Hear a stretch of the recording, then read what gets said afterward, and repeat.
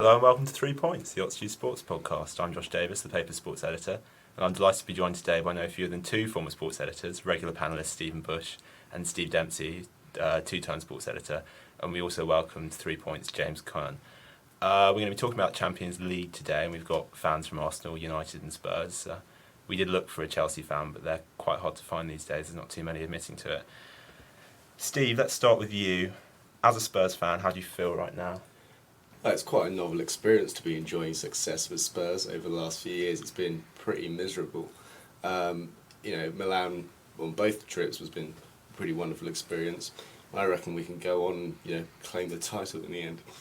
How confident? You sound pretty confident. Are you pretty confident then you're going to get through White Hart Lane? No problem? Yeah, White Hart Lane is a really special ground compared to places like Old Trafford.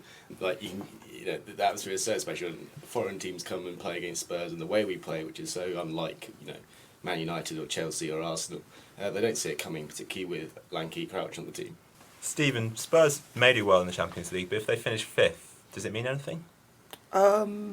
No, I actually agree with Wenger on this. He said on the eve of Arsenal's doubtless capitulation to Birmingham in the Carling Cup, that the league is the most important barometer of success. And if you get excited about a 4-3 defeat, a defeat to Inter, let's remember, and then go to lose to Wolves or Wigan or whatever terrible team they then lost at home to, then is that really a successful season? I think finishing fourth.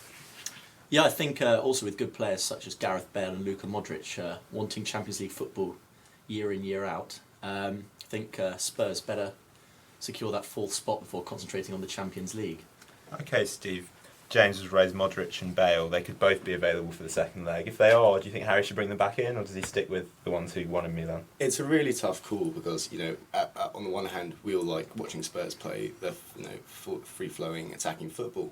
But on the other hand, the team that played at Milan did manage to get the 1-0 win, and if we do the same again, then we're through. But I would imagine he would play at least Bale because just the threat he brings to the left wing, no other player in the Premier League, or I don't think the Champions League can do the same thing. But as for Modric, with Kranjčar and Pienaar about, I think it'll come down to how he wants to play with the games that follow up.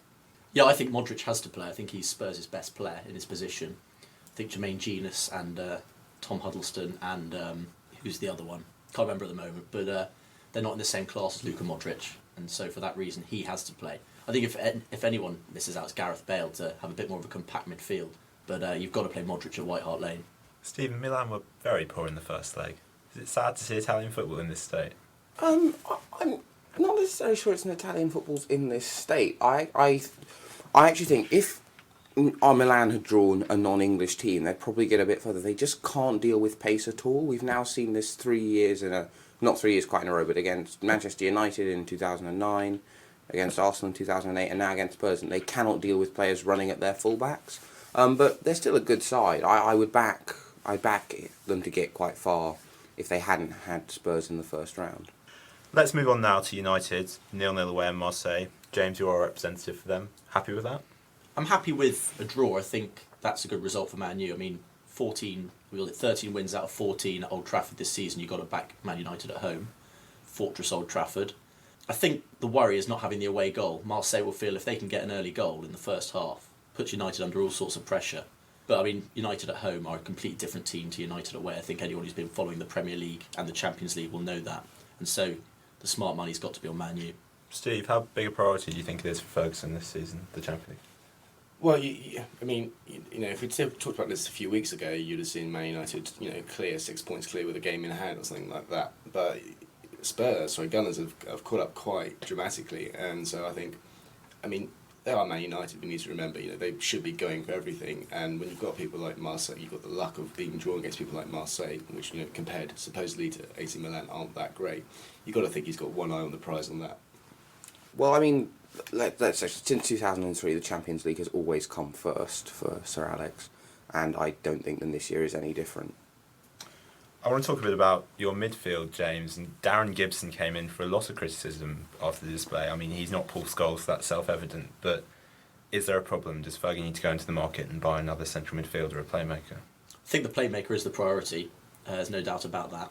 Someone like Darren Gibson, though, I was one of those who used to think Darren Fletcher wasn't quite up to it and wasn't a Man United player.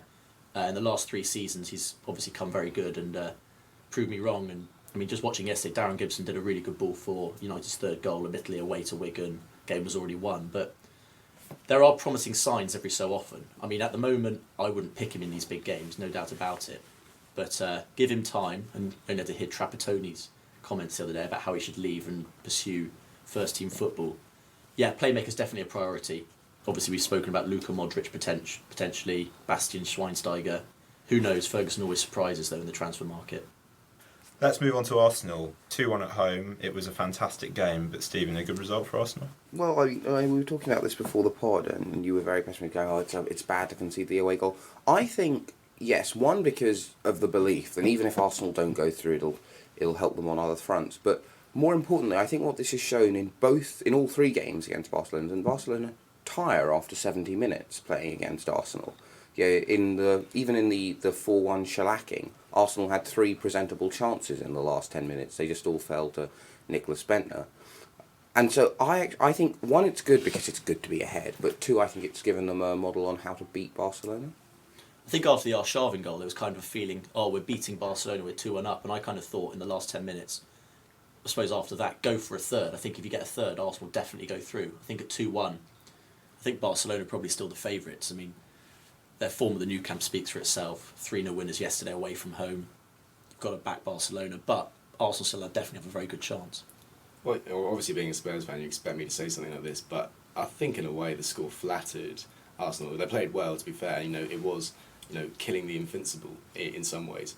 But, the second goal, the supposed second goal, debatably offside, and, I don't want, it's always nice to see English football being triumphant against the Spanish giants, but I can't see it happening again at Nou Camp. Stephen, if they do go out in the second leg, is that going to be a good or bad thing for the season overall? Yes and no. I think if they go out, well, the question is, can this team do what other Arsenal teams haven't done, which is then pick itself up and go on and win other things immediately after going out? Because if they can, then yes, because United don't have that great a squad.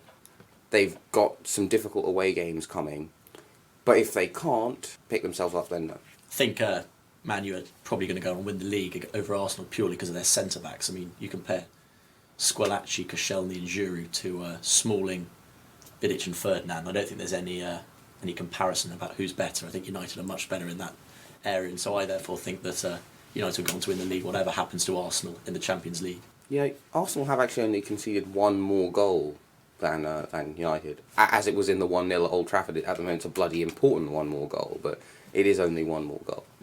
Big worry for Arsenal is the possible loss of Walcott for that second leg. Steve, how much is that going to hurt them if he can't play?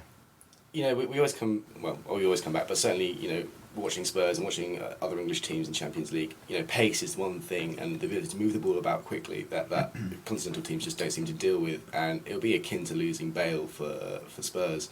We managed to cope without them, but I'm not as convinced that the Gunners can do the same without Walcott.